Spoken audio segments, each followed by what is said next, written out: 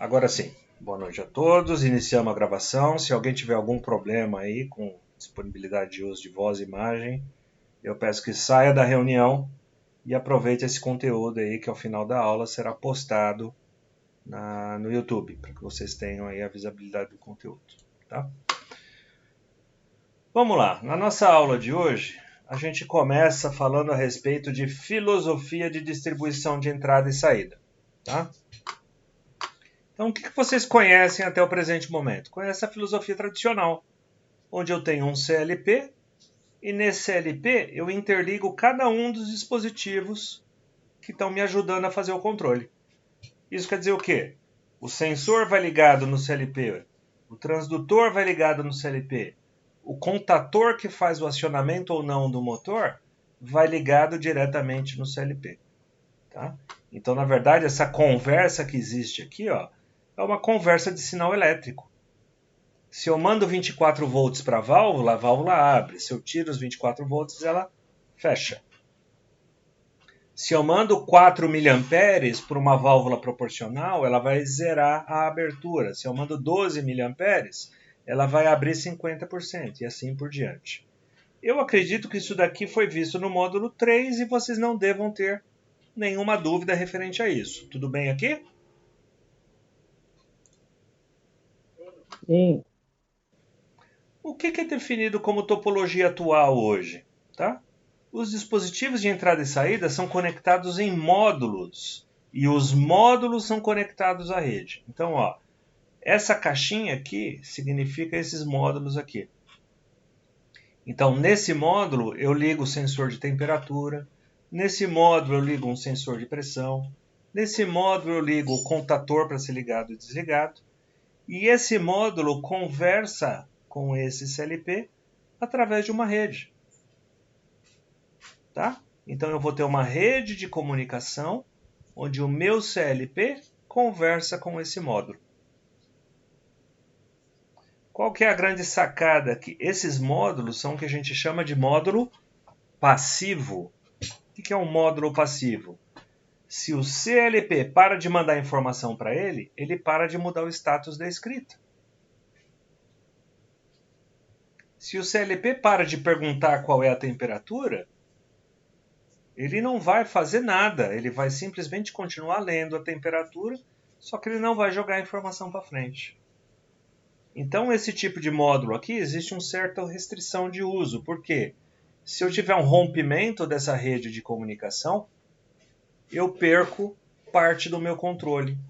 Eu corro o risco de ter problemas em campo quando eu estou utilizando uma remota passiva. Surge, então, para substituir esse tipo de remota, aquilo que a gente chama de remota ativa. São dispositivos conectados diretamente à rede também, só que dessa vez esses equipamentos são dispositivos inteligentes. O que vem a ser um dispositivo inteligente? Uma válvula proporcional inteligente, um conjunto de eletroválvulas pneumáticas para fazer acionamentos secundários. Onde que está essa inteligência aqui? Esse sensor, ele conversa com o processo. Como ele conversa com o processo, ele tem valores pré-definidos e tempos pré-definidos para, caso a interrupção da comunicação ocorra, ele saiba o que fazer. Então, se eu tenho uma eletroválvula que já faz uma verificação de pressão também do meu sistema, que perde a comunicação com o meu controlador, ela vai esperar uns 10 segundos. Passou de 10 segundos, ela abre 100%, para que não corra o risco de explosão daquele duto que ele está monitorando. Então eu consigo fazer o quê? Descentralizar parte do processo que estava simplesmente centralizado no CLP. Eu pego parte desse processo e jogo aqui para essa remota inteligente. Dessa forma, eu estou protegido, mesmo que haja uma situação de contingência, mesmo que haja uma situação aqui de queda de comunicação. O dispositivo consegue se entender com o processo. Tá claro isso, pessoal? Obviamente, esse tipo de dispositivo ele é Sim. mais caro que esse, mas obviamente ele te dá muito mais recurso do que essa tecnologia atual definida hoje. E eu diria que já tem mais um degrauzinho aqui surgindo, né, em termos de tendência, que é o quê? Esses dispositivos inteligentes, ao invés de estar falando numa rede cabeada, já está falando numa rede wireless, ou seja, sistemas de radiofrequência sendo utilizados em ambiente de chão de fábrica, em ambiente fabril. Tudo bem até aqui? Alguma dúvida? Algum comentário? Por enquanto, tudo bem. Níveis hierárquicos. Para que uma rede de comunicação funcione, os dados têm que fluir de um lado para o outro, na quantidade necessária, na velocidade necessária, com a devida função. O que eu quero falar com isso?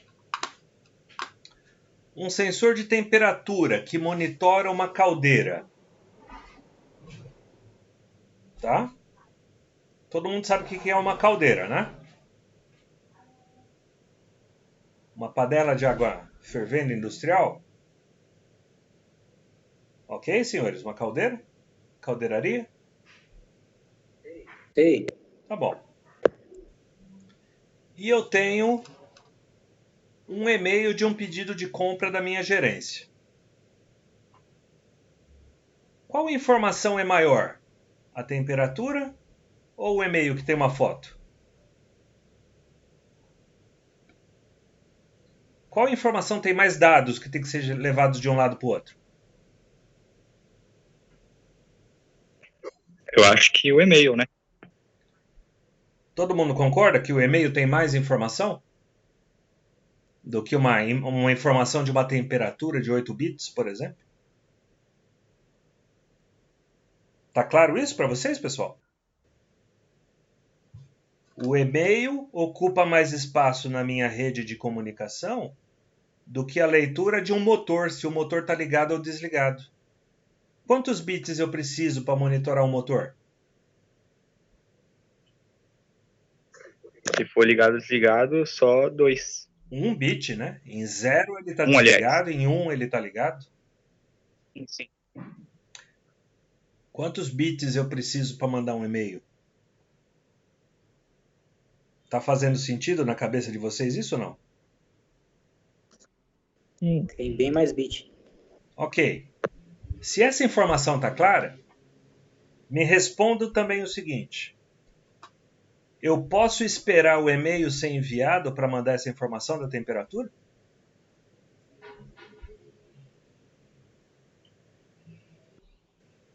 Acho que não, né? Não posso. Quando você sentir que tem uma criticidade na coisa, você faz a seguinte pergunta. Ó, alguém vai morrer se esse e-mail demorar para chegar? Não. Atrasar 1 minuto o pedido de compra vai matar alguém? E se atrasar 1 minuto essa temperatura?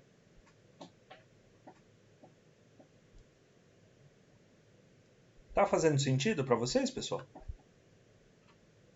Eu estou argumentando a existência da rede industrial.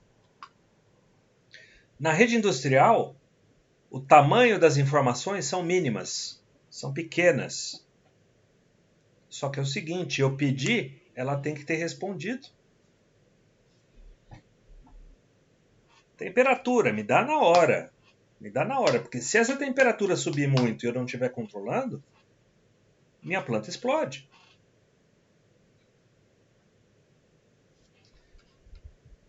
Baseado nessa topologia, nessa hierarquia do mais crítico para o menos crítico, é que definiu-se a tal da pirâmide da automação, que é essa que eu apresento para vocês hoje.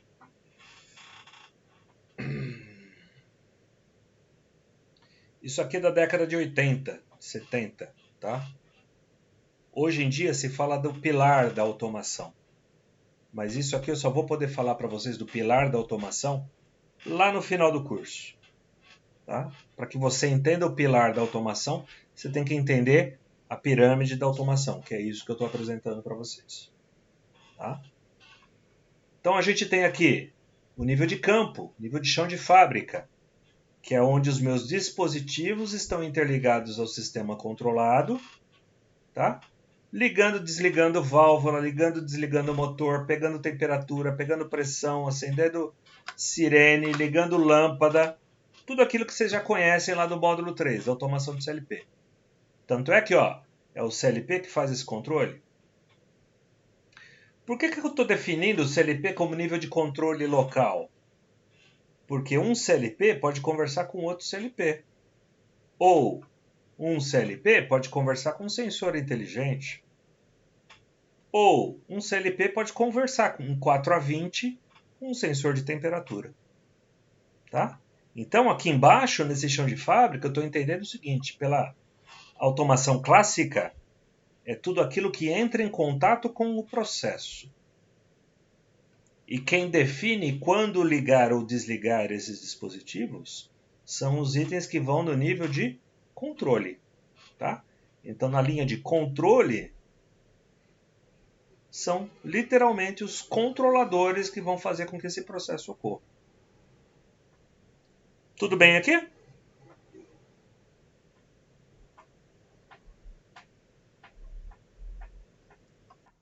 Tudo bem. Leonardo, você vai ser a voz dessa sala, tá? Já que você é o único que se manifesta, então se você falar que está tudo bem, eu estou entendendo que está tudo bem com todo mundo. Combinado?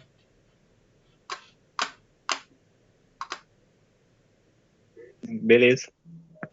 Suave na nave. Vamos lá. Qual que é a grande limitação do CLP ou do PLC? Eu consigo ver graficamente o que ele está fazendo? Não, né? O Não. máximo que eu vou ver vai ser luzinha acendendo e apagando ali quando a porta é digital. Mas eu não consigo ver no CLP o que está acontecendo. Ah, professor, mas não tem aquele software lá que você vê o ladder bonitinho, você vê a continuidade lógica da linha, né? Sim, só que se eu tenho um programa de 2.000 linhas, como é que eu acho as variáveis daquele monitoramento do ladder? Não dá. Não tem como. Então aí a gente passa a utilizar o quê? O que a gente chama do nível de controle de célula.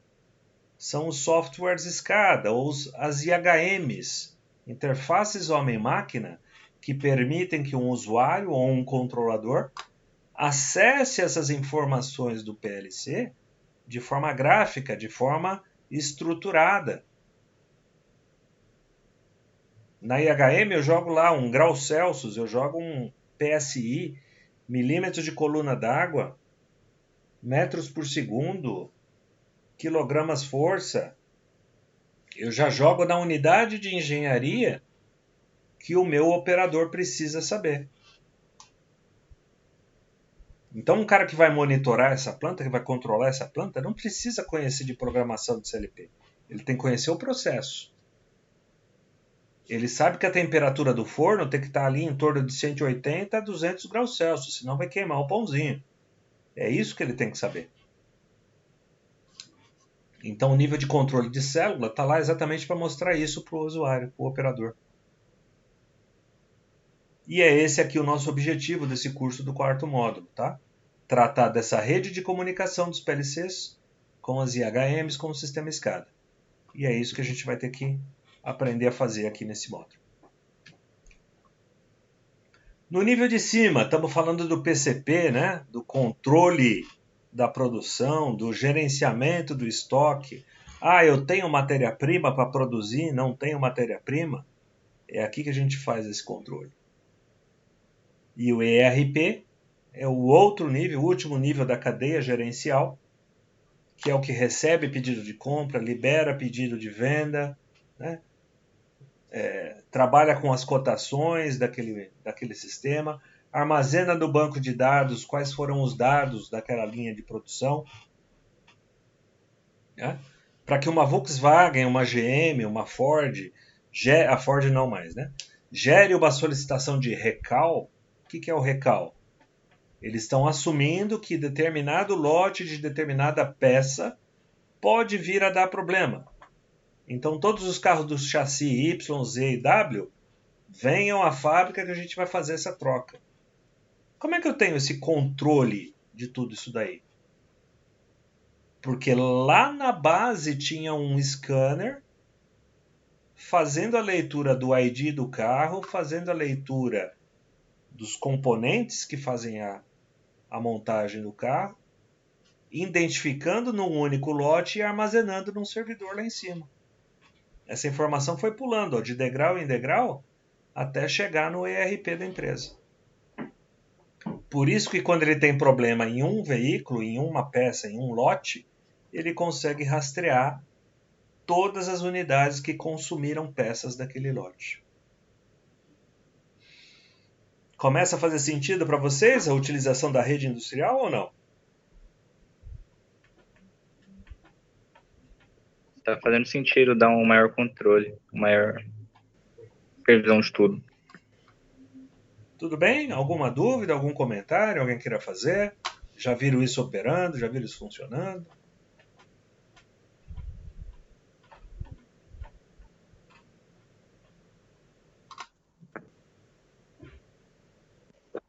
Nunca vi não, professor.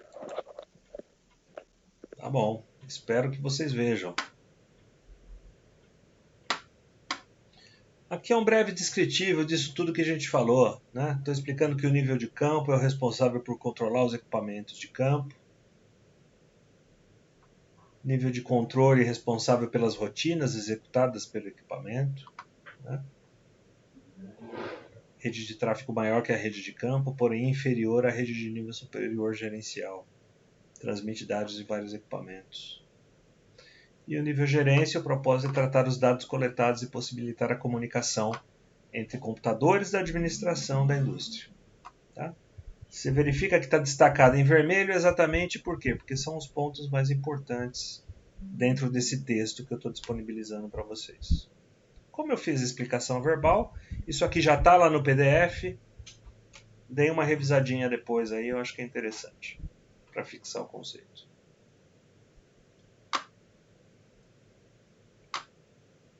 Mais duas formas da gente mostrar isso aqui para vocês. Olha lá, o nível de campo, nível de sistema, o nível de controle e nível de gerenciamento. O que ocorre? Essa rede aqui, nós acabamos de falar, né? Ela tem que ser extremamente rápida e vai trabalhar com poucas informações. Ok? A informação ela é pequena, mas quando eu preciso dela ali de imediato.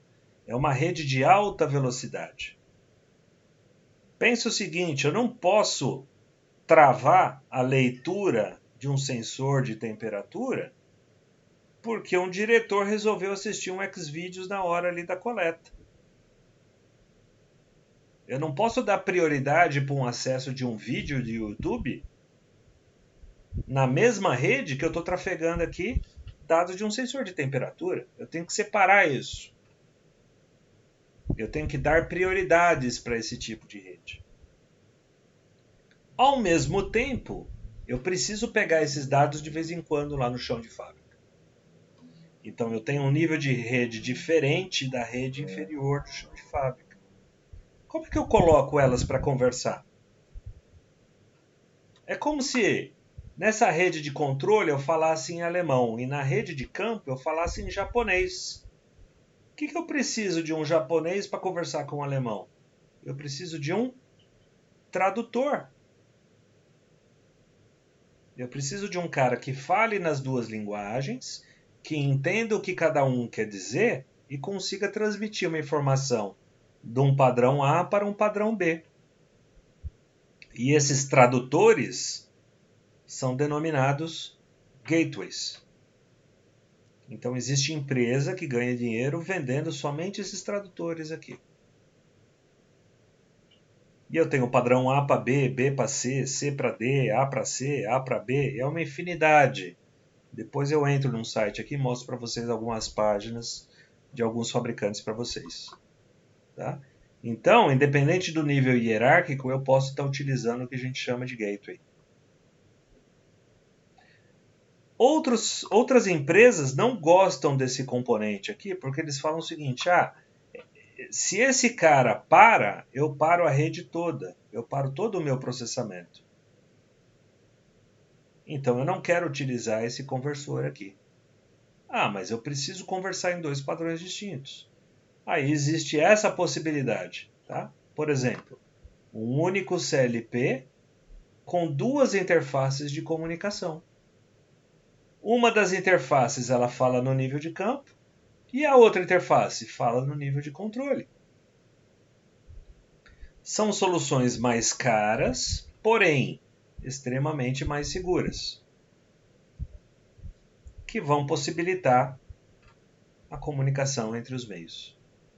Está clara essa função do gateway e da dupla comunicação dos dispositivos?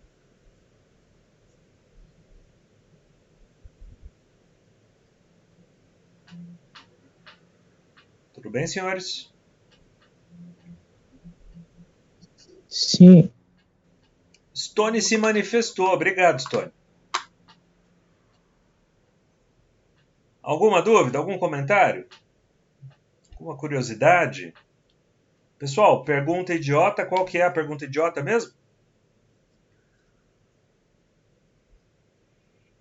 Professor, eu não peguei muito bem essa parte. Qual é o dispositivo que fala em alemão e qual é que fala em outra língua, em japonês? Desculpa, não entendi sua pergunta. Onde que fica esse gateway? Quais são os dispositivos que tem que converter a linguagem? Por exemplo, eu tenho um CLP que fala num protocolo serial. E eu tenho uma IHM que fala num protocolo de Ethernet. Então eu tenho que ter um conversor serial Ethernet. Agora entendi. Ok? Clareou? Só que no protocolo serial tem formas da gente conversar. No protocolo Ethernet também tem formas da gente conversar. É mais ou menos o seguinte, estamos falando aqui em português. If I start to talk in English, estou usando o mesmo meio físico, só que eu estou falando numa outra linguagem. Não é?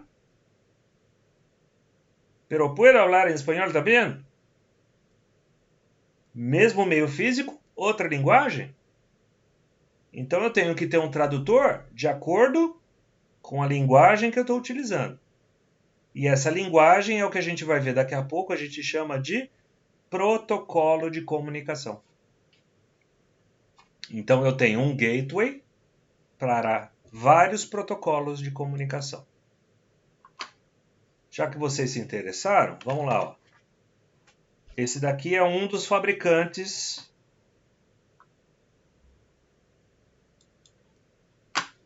de gateways do mundo industrial.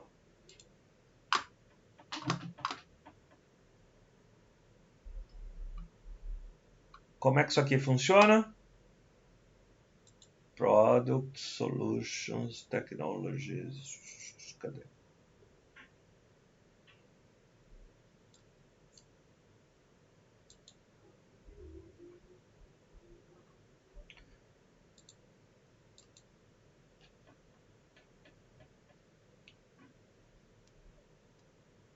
Tá vendo a caixinha?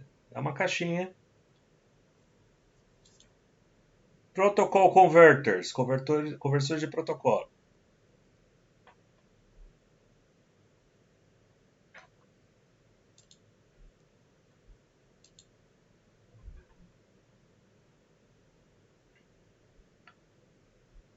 Interface 1. Vou falar no padrão DeviceNet. Interface 2. Vou falar no padrão Modbus RTU. Tá aí. Ele já me dá o tipo de equipamento que eu preciso adquirir. Só tem esse fabricante? Não, vamos para um fabricante melhor aqui, o que eu trabalho.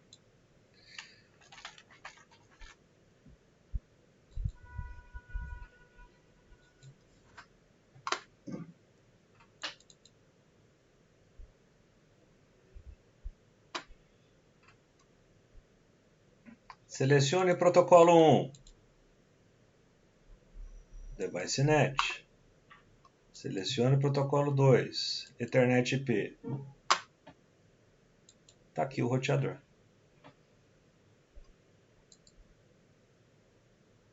Olha como ele vai interligado. Rede Ethernet, rede Device Net. Está vendo que o carinha está aqui no meio? Fazendo a conversão desse padrão de comunicação para esse outro padrão de comunicação. Clareou agora, Leonardo? Leonardo, Stone, quem que tinha feito a pergunta mesmo? Clareou. Os demais que ficaram receosos aí, clareou mais um pouco a ideia? Tá de boa. Sim. Tem vários fabricantes de mercado, tá, pessoal? Então, click to close. Vamos lá. Vamos pegar um outro modelo aqui.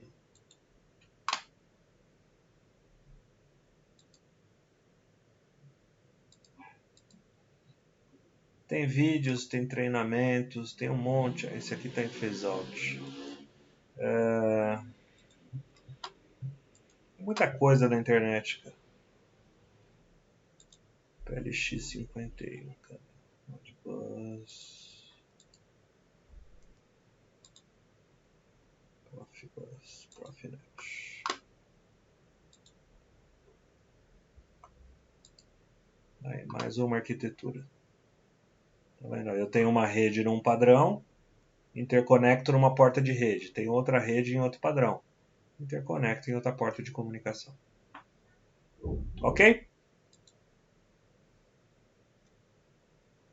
Como eu estou gravando a página, vai ter aqui ó, o endereço que vocês vão poder utilizar depois para fazer outros estudos aí que venham a interessar.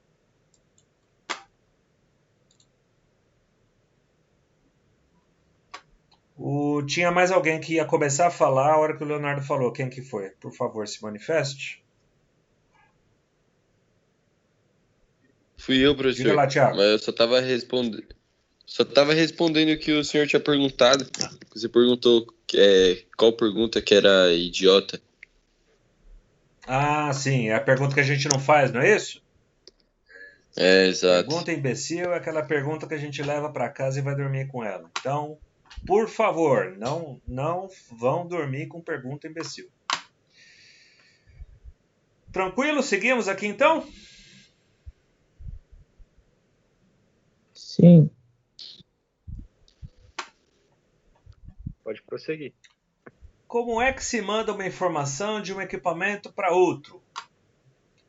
Um simples sistema de comunicação é formado por fonte de informação, transmissor, canal ou meio de transmissão, receptor e destino. Faltou um desses elementos, não haverá comunicação. O objetivo é enviar o conteúdo de uma mensagem de um local para outro. Aí sim, aqui aquela imagenzinha que eu já tinha mostrado para vocês.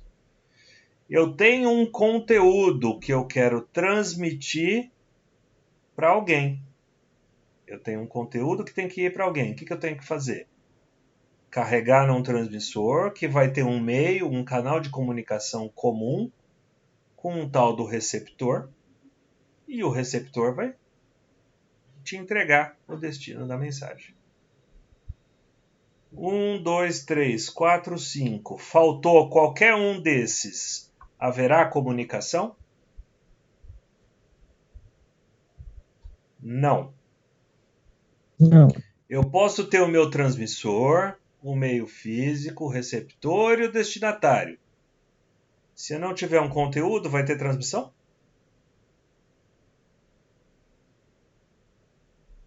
Se eu não escrever nada aqui, vai ter transmissão?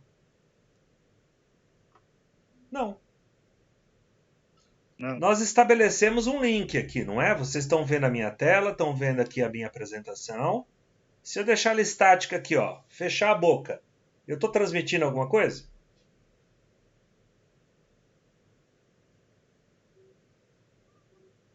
Não. Só a imagem. Tá bom, você recebeu uma imagem. E aí? Isso é comunicação? Se eu não tiver o meio físico, eu tenho conteúdo para mandar e eu tenho alguém para receber. Opa, o cabo rompeu. O cabo quebrou. Vai ter transmissão? Vai ter comunicação? Não. Tá? Então o conceito de comunicação é simples assim. Eu tenho um conteúdo que tem que chegar em algum lugar. Para que esse conteúdo chegue em algum lugar, eu tenho que transmitir para algum receptor. E tem que ter alguma coisa aqui no meio, nem que seja ar. Quando eu estou falando de comunicação wireless, tem que ter ar no meio para esses rádios funcionarem. Senão não tem comunicação. Ok?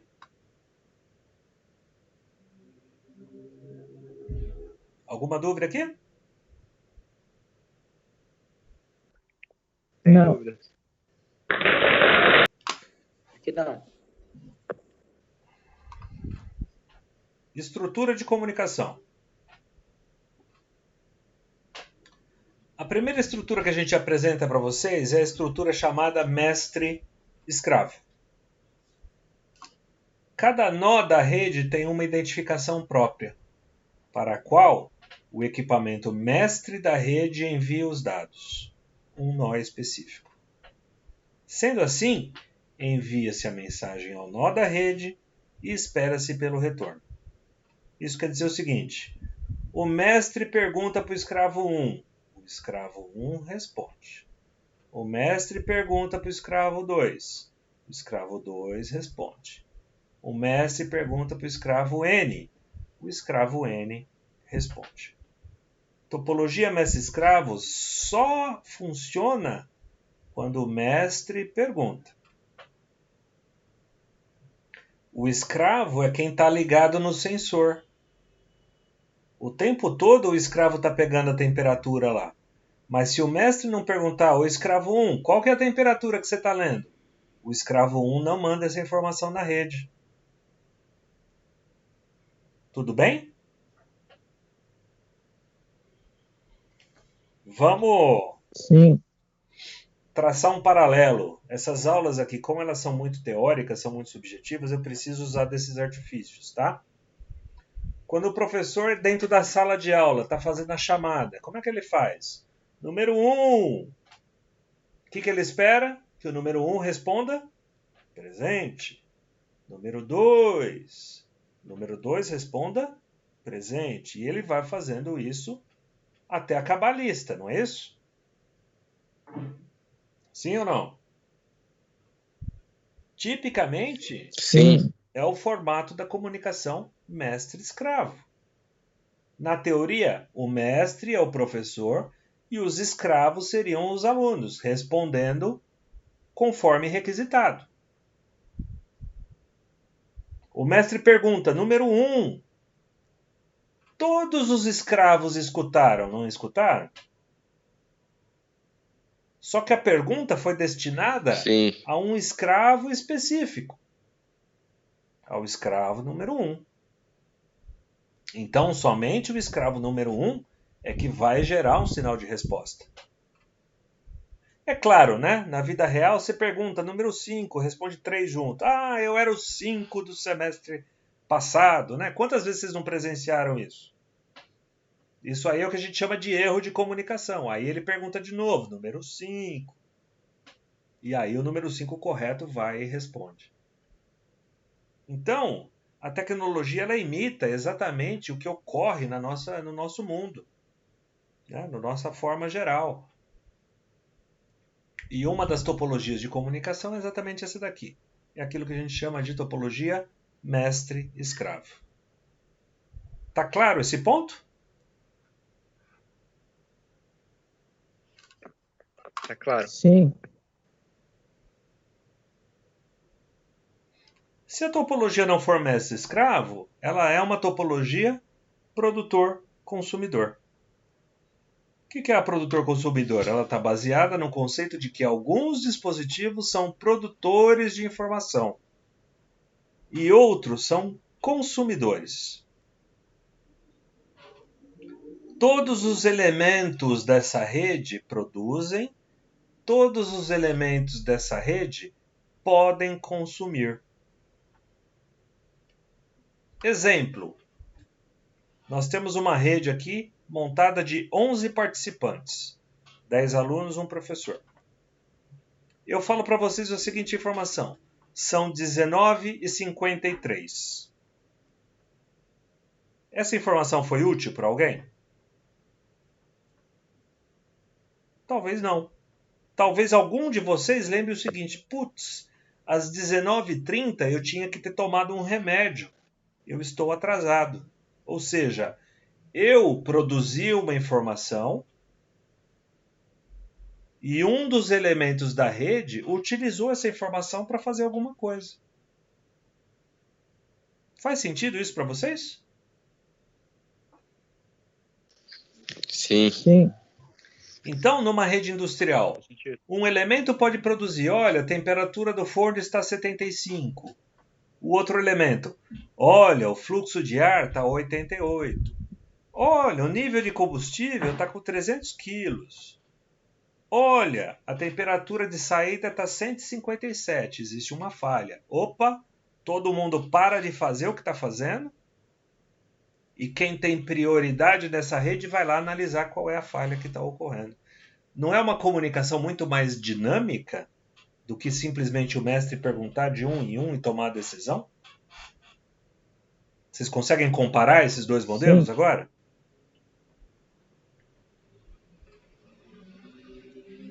Tudo bem, senhores? Sim. Onde que tem uma topologia produtor-consumidor aí que boa parte de vocês utiliza e não sabe?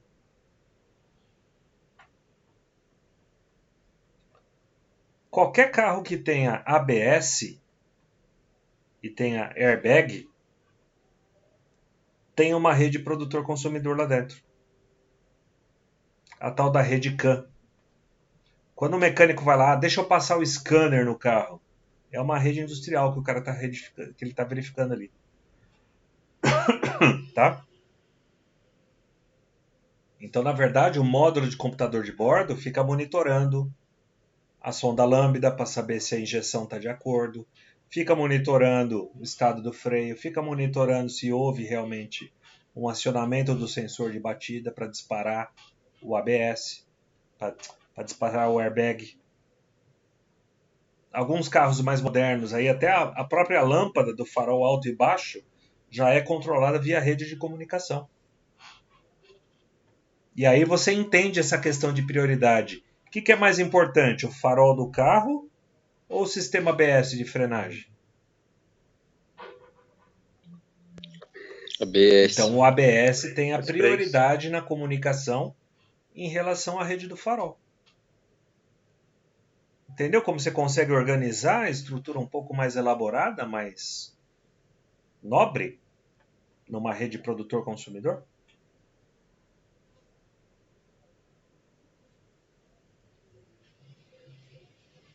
Tudo bem, pessoal. Eu entendo que é um curso introdutório isso aqui, e é o que eu sempre falo para o Farcas e falo para os alunos. Dava para montar um curso de redes industriais aí de pelo menos uns 2 anos, para a gente ver realmente a fundo o que a gente deveria ver. Mas eles colocam vocês na minha mão aí só os últimos 6 meses aí para a hora de ir embora. Tá? Então a forma que eu tenho para passar essas noções a vocês é exatamente essa, né? A gente entrar no lúdico e trazer exemplos paralelos aí para que vocês aí tenham a ideia do que é a rede, já que vocês não conhecem o ambiente de chão de fábrica. Deu para ter uma noção do que é a mestre-escravo em relação a produtor-consumidor? Tudo bem? Sim.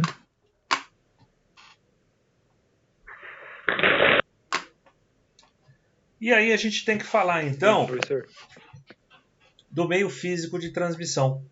Lembra aqueles 5 pontos lá? Né? O conteúdo, transmissor, meio físico, receptor, destinatário? estou falando do meio físico agora. Ou seja, para que haja comunicação com um dispositivo de um lado A para um lado B, tem que ter um núcleo, tem que ter um meio comum ao transmissor e ao receptor. Então a gente vai falar um pouco sobre esse tal desse meio físico dessas interfaces. O primeiro, o mais antigo, o mais utilizado, mais barato, mais fácil de ser instalado é o tal do par trançado.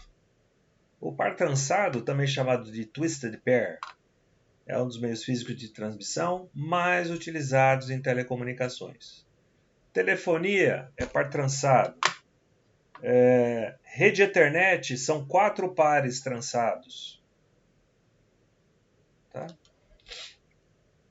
Baixo custo, simplicidade de conexão. Os fios são trançados ao redor de um do outro para cancelar nas interferências eletromagnéticas. Tá? Ele tem esse formato, não é à toa. Quem vai para um curso de telecomunicações, futuramente, vai entender que esse trançado orienta as linhas eletromagnéticas nesse fio condutor de cobre, né, girantes em 360 graus. E como eu tenho 2 condutores girando o tempo todo, praticamente um condutor anula o outro. E eu não tenho nada de interferência de um fio em relação ao outro. Ah, professor, mas e a interferência que vem de fora, eletromagnética? Ela é minimizada por essas capas de alumínio ou por essas malhas de blindagem que aparecem aqui na foto do lado de baixo. Tá? Isso daqui, esses cabos aí, existem categorias de tolerância, de imunidade contra efeitos eletromagnéticos, de acordo com esse tipo de blindagem, esse tipo de capa que é colocado em torno dos 4 pares, em torno de cada um dos pares individualmente. Tem várias formas de se tratar disso daqui. Tem uma aula em específico, tem uma apresentação que eu passo para vocês em algum momento do curso. É uma apresentação de 1 hora e pouco, onde só é falado sobre tecnologias de cabo de comunicação. Tá? Em breve a gente deve estar disponibilizando isso para vocês. Não é o momento.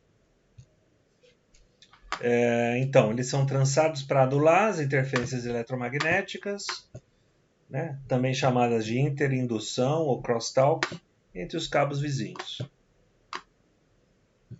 Reduz ruído eletrostático, produz por qualquer fonte de tensão, cabos de potência e cabos elétricos. Podem ser cru, podem ser blindados ou blindagem, também chamada de shield, né? Tem o pessoal de chão de fábrica que fala que é cabo shieldado. É um termo que vem daqui, ó, do shield. O shield vem de blindagem. Então é um cabo blindado. Cabo blindado o pessoal de campo chama cabo shieldado. Eu não gosto desse termo, mas eu tenho que deixar vocês cientes que se alguém falar isso, você já sabe do que se trata. Por que é barato? Porque você descasca o fio e parafusa a extremidade. Simples assim. Né? Descasca o fio, coloca aqueles terminais ou agulha, identifica o par e parafusa no equipamento. É assim que você usa par trançado. Tá? E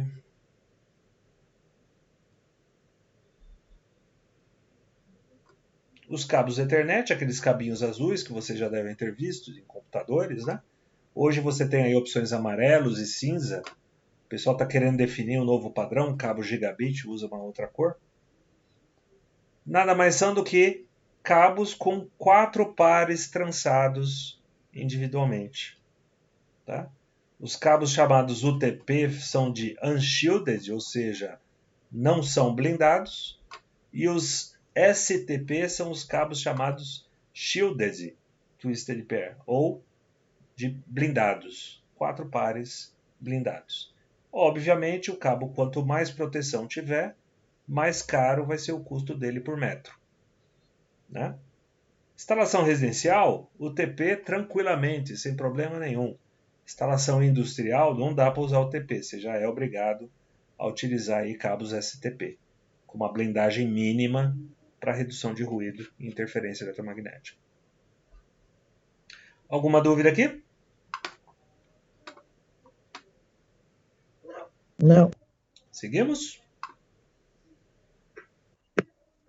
Sem dúvidas.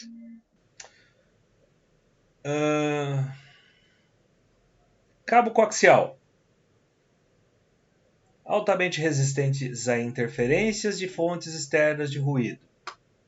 Podem suportar maiores distâncias de transmissão. Um cabo RJ45 em plena velocidade pode ter no máximo 150 metros.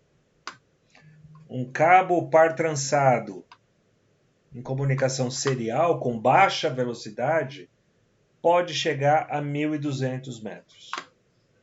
Cabos coaxiais é aquilo que a gente chama de cabo da NET. Já ouviram falar do cabo da NET, né?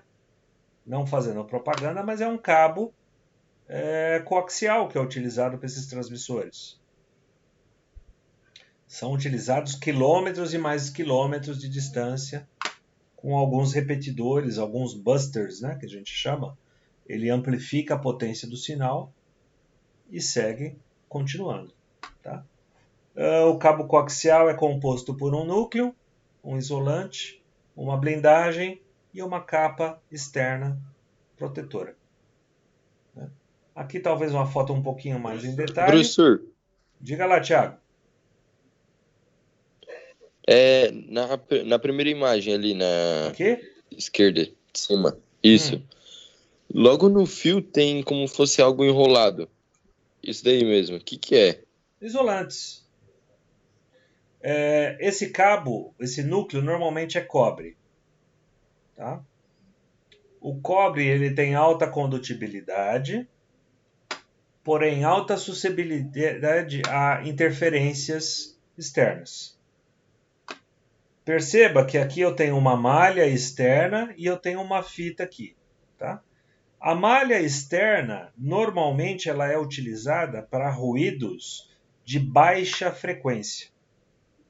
Então, se você tem um ruído elétrico, por exemplo, provocado por um motor elétrico, o motor elétrico vai rodar o quê? A 900 RPM? Né? 1800 RPM? Então, ele gera um ruído, uma frequência muito próxima a essa velocidade. Isso, para telecomunicação, é baixíssima frequência. Então, se eu quero isolar os ruídos de baixa frequência, eu utilizo malhas como essa daqui.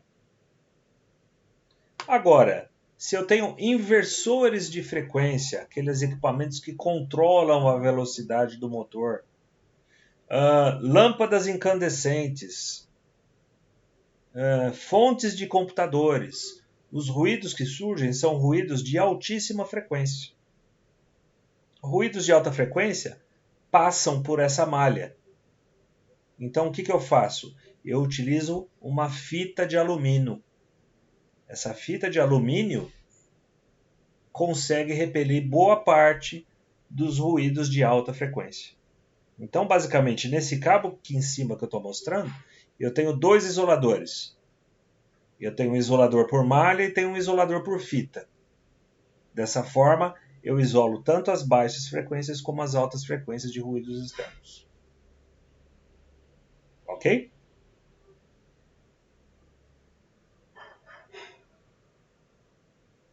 Clareou, Thiago?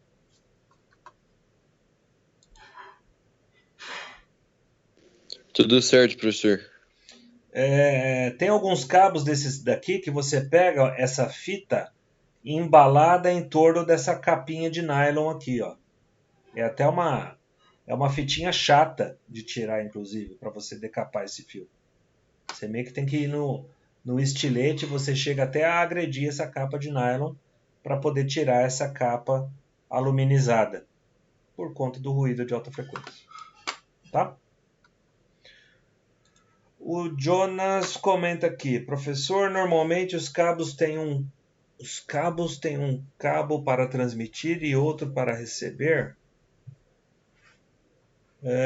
Coaxial tem isso? Não.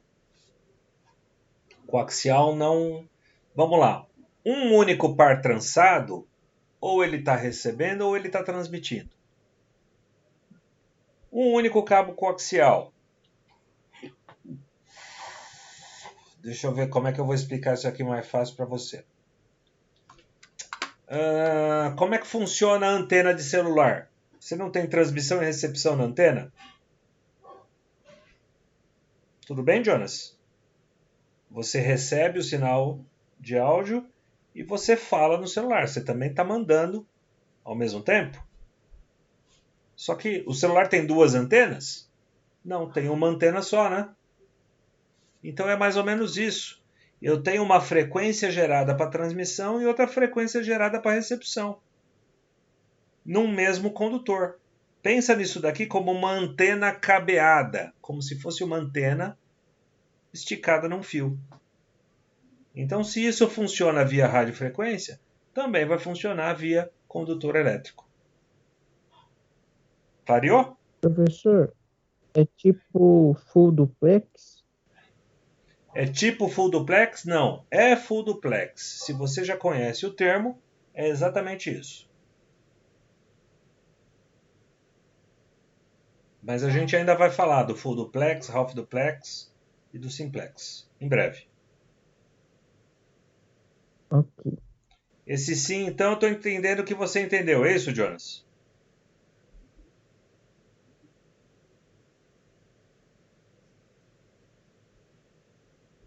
Mais alguma dúvida?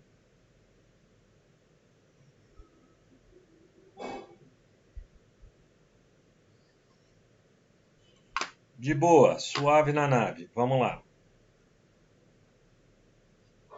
Como é que eu conectorizo esse cara aqui? Com um conector que a gente chama de BNC. Vocês tiveram aula de osciloscópio na ETEC? Sim, Tivemos. Aquela ponta de prova, ela é feita com um cabo coaxial, bem fininho, desse tipo aqui, ó. E vocês lembram como é que se conectava no osciloscópio? Não era um conector parecido com esse? Você encaixava e dava uma giradinha? Tá? Isso aqui é o que a gente chama de conector BNC. Então essa capa externa metálica fica essa malha de isolamento e aqui no centro tem um pino macho que é o que faz a ligação elétrica com o dispositivo. Tudo bem?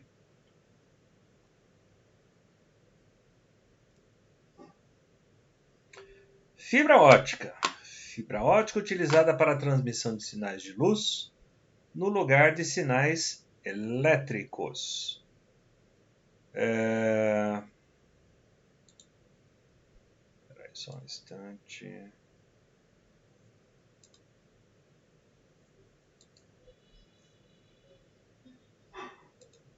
Tá. Transmissão de sinal de luz no lugar de sinais elétricos. Deste modo, a interferência eletromagnética ela é eliminada. Então, se eu tinha uma interferência em qualquer tipo de cabo elétrico, ela desaparece agora, porque o eletromagnetismo não vai interferir na luz. Tá? Então, os cabos de fibra ótica eles podem transmitir distâncias muito maiores que os pares elétricos e ocupam espaços significativamente menores que os pares trançados e os coaxiais. É preciso utilizar conversores eletroópticos nos pontos de transmissão e de recepção. Vamos lá. Uma fibra ótica ela é composta por um núcleo, por uma casca e um revestimento primário. Como é que esse negócio funciona? É um condutor de luz, pessoal. Ó, a luz incidiu na parede ela vai ser refletida e vai ser sempre direcionada para o núcleo. Tá? Então, você tem lances de fibra, dependendo da fibra que você estiver utilizando. Se eu estiver falando, por exemplo, de fibra sintética, não a fibra de vidro pura, a fibra sintética, ela tem a capacidade de transmitir sinais de até 5 km. Tá? As fibras óticas de fibras de vidro mesmo, que são as fibras tradicionais, elas começam a ser utilizadas em distâncias, aí, idealmente, a partir de 25 km. podendo chegar a enlaces aí intercontinentais. Esses dias eu estava vendo uma reportagem, depois eu ponho o link para vocês também, do novo enlace que o Brasil está fazendo direto com a Europa. Tá? Então existem fibras óticas intercontinentais aqui, ó, que são soltas no fundo do mar. Né? Existem locais abissais que chegam aí a profundidades de 5 quilômetros, tá? Para essa fibra ser transmitida de um lado para o outro. E ocorre um negócio interessante aqui que eu acho que vale a gente comentar. Né? Como é que a fibra propriamente transmite? Normalmente a fibra ótica convencional, a industrial, a gente trabalha ela com os pares. Então vamos imaginar que esse lado de cima é um e o lado de baixo é outro. Se o de baixo está transmitindo da esquerda para a direita, aqui eu tenho um transmissor e aqui eu tenho um receptor. E do lado de cima, eu vou ter um transmissor da direita para um receptor da esquerda. Então dessa forma eu tenho um parzinho TX-RX à direita, TX-RX à esquerda. Tá? Essa é a forma mais convencional e tradicional de transferência de sinais através de fibra ótica. Existe a tal da fibra BID. BID vem de bidirecional. Alguns fabricantes também chamam de tecnologia WDM, onde uma única fibra ela pode transmitir e receber simultaneamente. Como que isso ocorre? Pensa da seguinte forma: eu tenho um transmissor de luz azul e um receptor de luz azul. E do outro lado, eu tenho um transmissor de luz vermelha e um receptor de luz vermelha. Dessa forma, o que eu estou transmitindo só serve para o rapaz lá do outro lado. E o que eu estou recebendo só serve para mim. Eu transmito duas cores diferentes. Na verdade, não são cores, né? A terminologia correta são frequências. Eu transmito em dois espectros de cores distintos, de forma que eu tenho uma transmissão e recepção simultânea através de uma única fibra. Aproveitando o comentário do outro colega lá, eu tenho um full duplex e uma única fibra. Essas fibras transcontinentais chegam na ordem de 30 terabits por segundo, uma única fibra, com capacidade de discernimento de até 32 cores. Ou seja, eu tenho 16 transmissões e 16 recepções trabalhando simultaneamente em um único pelinho, num único fio de cabelo. Professor, Liga lá. mas geralmente esses cabos submarinos são feitos, tipo, pra quê? Por que começaram isso? O cabo submarino? Isso. Onde estão os principais Tipo, já centros de distribuição de dados de internet? Estados Unidos. A transmissão Sim. de radiofrequência, Não, a transmissão satelital, ela é muito cara. O quão cara? Pensa o seguinte, para mim mandar uma foto de Natal, se eu fosse mandar isso via satélite para qualquer lugar do mundo, uma foto com uma boa resolução, tem o quê? 1 mega? Uma foto de 1 mega? Seria coisa assim em torno de R$12 o envio. De uma foto. Quantos acessos você não faz em sites que são lá de fora? Quantas atualizações de página você não faz? Quanta troca de dados na tela você não faz quando você está fazendo uma busca lá fora? Tá? Então a fibra, por mais que seja caro essa instalação submarina, ela é extremamente mais barata do que a transmissão através de sistemas de radiofrequência. Entendi. Enlaces de rádio eficientes, estou falando aí de eficiência, de uma atenuação na ordem de